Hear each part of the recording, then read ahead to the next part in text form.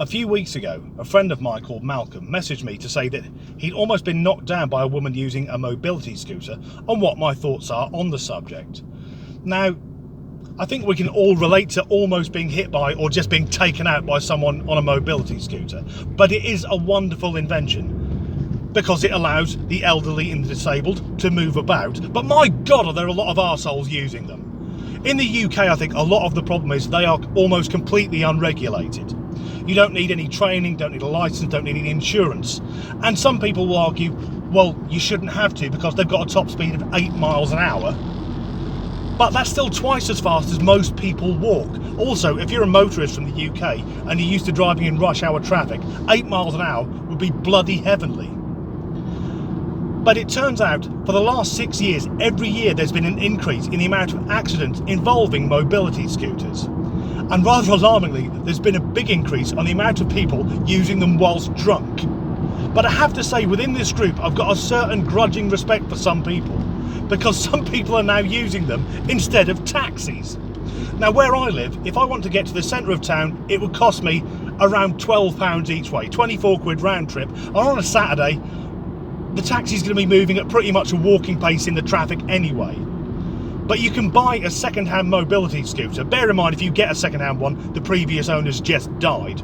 But you can get one for a couple of £100. So what some people are doing is at the weekend, they're driving to the pub on their second-hand mobility scooter, getting pissed out of their skulls on an all-day bender, and then driving back off their faces because, crucially, they can, because there's no legislation to say that you can't. Also, it's going to be a very bold copper who's going to see someone on a scooter a bit slumped over and stop them. Because if they go, have you been drinking? And that person goes, no, actually, I'm disabled. That's a lawsuit waiting to happen. I've also noticed, though, there's a lot of elderly people who use their mobility scooters to barge people out of the way like it's a fucking weapon. Now, I was raised to respect my elders. I still believe that you should. But just because you're a pensioner doesn't mean you have to be a twat. Respect works both ways. Now, at the weekend, I was in my local supermarket, which has just been remodelled.